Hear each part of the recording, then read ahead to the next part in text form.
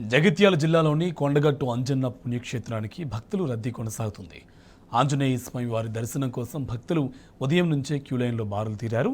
మేడారం సమ్మక్క సారళమ్మకు చెందిన చేరచేంతకు ముందు అంజన్న స్వామి దర్శనం ఆనవాయితీ కావడంతో భక్తులు భారీగా తరలివచ్చారు.